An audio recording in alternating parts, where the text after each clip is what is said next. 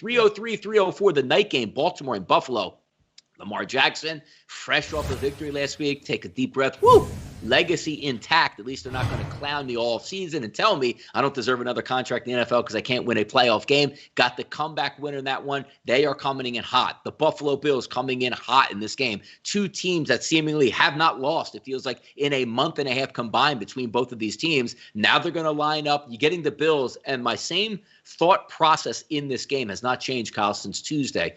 I think it's a little bit disrespectful for the Buffalo Bills to not at least be a 3-point favorite at home. They've deserved it all year. They've played extremely well. When you take a look at the losses, a Thursday night game on the road against Tennessee, and then the one everybody mostly remembers is that game where they lost to the Kansas City Chiefs at home and a little bit of smog, fog, and some rain. They didn't play all that well. But for the remainder of the matchups and outside the Hail Mary, as we like to say, out in Arizona, they've done the job. But the same thing goes for those Baltimore Ravens, clearing COVID, clearing the injuries. They've been amazing coming down the stretch. Their defense is built to win in the playoffs. Solid secondary, decent pass rush, bully ball. They're not going to let you run it against them. And Buffalo is not one of those physical football teams. The physicality in the backfield came from Moss. He's going to be out. Now you have the slippery guy in Singletary. He even brought in, I think, TJ Devontae.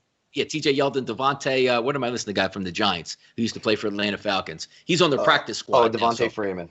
There you go, Devontae Freeman. I don't know what skipped my mind there. But who knows if he's going to play. But this is going to be on the back of Jaron Allen going up against that defense for the Baltimore Ravens. My issue here coming into the game is you're going to have to score. Like, even though it's going to be some windy conditions and snow in the second half, these two teams can get after it. You're looking for the explosiveness on the ground because the one way that, to me, you beat the Buffalo Bills is running the football. That is exactly what the Ravens want to come up in this game and do. But if I'm looking overall, strong defensive line, enough cornerbacks to maybe slow down, maybe a little bit of a banged-up Stephon Diggs, a banged-up Cole Beasley, hold Jaron Allen in the pocket. Maybe that pressure starts to build here, but I still think the same wavelength as I had earlier in the week. It's really hard for me to say, you know what, maybe if the Ravens were getting 3.5 or 4 points on the road here, so you know what, I think they can keep it close and maybe win.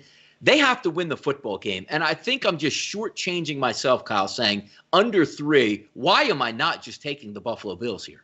Man, I think this is the toughest game to cap on the entire slate. I really do. I can make a great argument for both teams winning this game. On the Baltimore side, look, Buffalo struggles a little bit against the run. They struggle making tackles. They struggle in the red zone against the run. All three of those things are huge strengths for the Baltimore offense.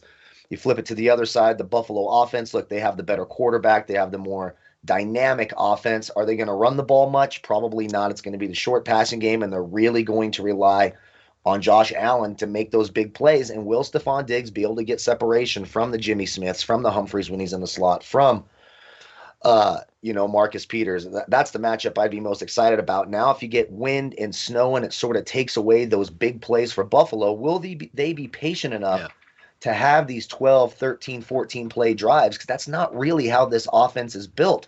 So right now, I think all signs are pointing. Look, I don't want them to win. I am rooting hard for the Buffalo Bills. But I just think all the signs to me, even with Lamar Jackson's weak comments, and, I wish he wouldn't whine like that. And I think that is so weak. Like, get the hell over it. Get out there and play. I've played plenty of snow games. You'll be just fine. And trust me, I'm the biggest wuss you're going to find on the planet. So especially when it comes to the snow, I absolutely hate the snow. But we still get out there and we get it done. But just the strengths of Baltimore, the weather conditions coming into play, it just feels to me like this is going to be a really tough game for Buffalo. Right now, I am leaning Baltimore. But again, you can make a great argument for both teams. You really can. You're not crazy for taking Buffalo. You're not crazy for taking Baltimore. Me personally, I'm leaning the Baltimore side. Just see too many things trending in Baltimore's direction in this game, the running game and the defensive setup, et cetera. So I'm going to lean Baltimore in this one. You know what's interesting to look at, too, because, again, we're trying not to take the season as a whole, and you want to see how these teams are coming down the stretch into the playoffs, with both football teams are playing extremely well. But when you take a look at the Ravens, once COVID cleared the building in the Jacksonville game, the defense gave up against the Jacksonville Jaguars 62 yards on the ground, 205 in the air. Then they played the Giants, 54 yards on the ground, 215 in the air. Then they played Cincinnati, Kyle, 147 on the ground, 48 yards in the air. And that was a 38-3 game where they gave up under 50 yards passing. Then you take a look at Tennessee, who has, a top 5 offense, dominant at every position, 51 yards on the ground, 158 in the air. This is like the Ravens defense that we're accustomed to watching. So, yes, why aren't we just looking at Baltimore saying, hey, Lamar, just don't melt down, make enough plays with your feet. Our defense will hold us in. And who knows if Beasley is healthy? Maybe Beasley exits in the second quarter, that knee flares up. Or maybe Stephon Diggs can't get separation because that oblique muscle is finally really getting to him here. That would leave a really lopsided offense that says, hey, Josh Allen, you're playing at MVP level. You need to carry us through this football game. I think there's more of a backdrop for the Ravens to actually win this than looking at the other side with Buffalo. But I just look at that cheap number here and say, I like to look at Buffalo as a whole in the season, saying they come up time and time again and won these football games, and it's a cheap number. We're not asking them like a la Green Bay, 6.5, right? So you can say, hey, Rams can play tough and they might be able to cover. You can't say that with the 2.5. Like, Baltimore's got to win this football. I don't know if it's going to be 31-30, but Baltimore is going to probably have to win this game if they want to cover that line. But I have to tell you, when I keep looking at that last month of defense when they were healthy, they're impressive again.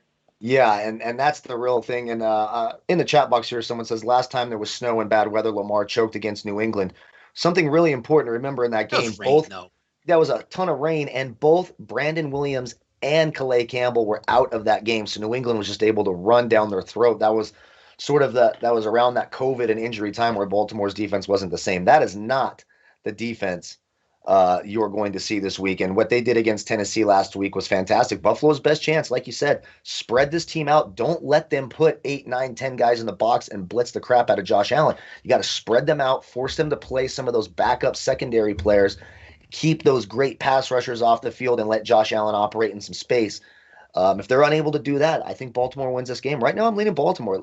I agree. The words you used were perfect. The backdrop for Baltimore winning makes a whole lot more sense to me. I can find a whole lot more paths for Baltimore than I can for Buffalo right now. So I'm going to lean the Ravens. But again, you're not crazy for taking Buffalo. And me personally, I'll be rooting for them. I love Sean McDermott, great head coach. They just have a complete team here that Ryan Johnson says, is no Zach Moss means no running game. It doesn't mean no running game. It just means like that 3rd and 2 now. They're not running the football where maybe they hand it off and say, we'll get at least 1.5 yards, maybe a first, and if not, we'll try again on 4th down. That is a big injury for them because it does take some of the power away of what they can actually do. But it's going to be fun to see how it plays out. And this is what's great about divisional round week. Like, there's no chumps, man. You're not just getting like, hey, chump team going to blow you off the field. Well, in the next game, Kyle does think that, but I don't really think that's necessarily the case. 305, 306 first game that will kick off on Sunday. And this is a change started last year, which I don't necessarily like. I love it for championship weekend, which is the following week, where you maybe wanted to savor a little bit more, right? You get the big game at 3 o'clock, the big game at 6:40. I don't like the fact they did this on Sunday because I just like that same ebb and flow of that 1 o'clock kickoff on Sunday. That's sacred, but hey, is what it is. We're still going to be watching.